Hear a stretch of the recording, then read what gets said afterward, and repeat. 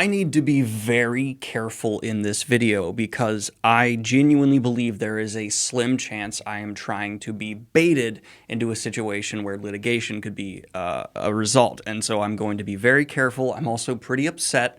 And just please take this as a warning to not only you all as consumers, but especially booktubers, that there is someone with a history of abuse towards an author now reaching out to us to try and continue to further harm this person's career. And I have been told there's not a whole lot I can do about that because I've been in touch with this author's team now.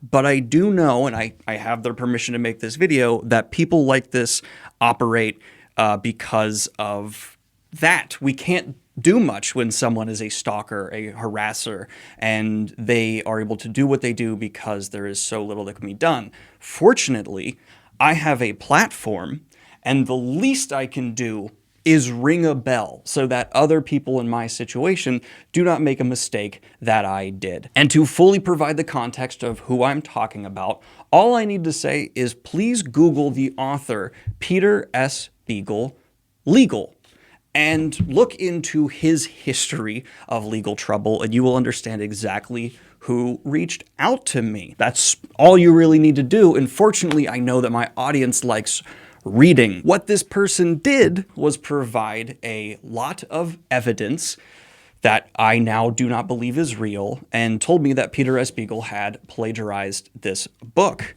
And I want to be very clear, it was a massive failure on my part not to look past the evidence they sent me and further investigate the individual who was making these accusations. And to Peter S. Beagle and his team, I want to sincerely apologize for cutting out my coverage of this book in Fantasy News from the video. I have no good excuse aside from I was overworked, and I just made a snap decision and just said that looks legit. I'm sincerely really sorry, and this will be now getting a full review here on the channel. I sure hope I like it, or this will be awkward.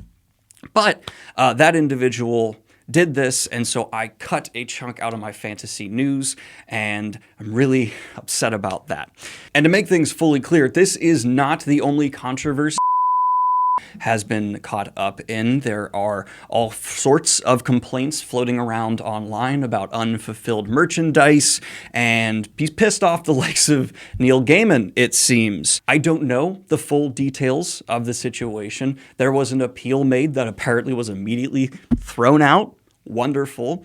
I do know, though, even if everything Peter S. Beagle is saying turns out to be false and the other person is true, which is just, I'm pretty confident, not the case, it is such an asshole move to reach out to a content creator with a bunch of evidence when you are convicted of this stuff, omit all of this information, and just try and harm an author getting promoted who you are currently in litigation with. So to me, that speaks entirely of all the character I need to be aware of.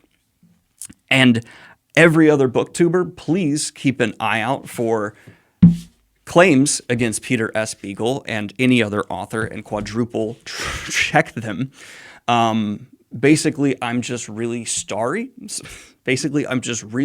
sorry. And I want everyone to be aware I will not make that mistake again. And to specifically the individual who reached out to us, I know you're watching this video because you included in your email that you're a fan of me and you like watching my content. Do not ever contact me or my girlfriend again. Do not reach out to us. Do not try and say anything in response to this video. It will just be forwarded to Peter Beagle and his team. Leave us alone. And holy crap, I'm really sorry to Peter S. Beagle for cutting out the chunk in the video. And please give The Last Unicorn a watch or read, or join me in reading I'm Afraid You've Got Dragons. I'm really actually excited to get to this one. I was even before all this. Thank you so much, and goodbye.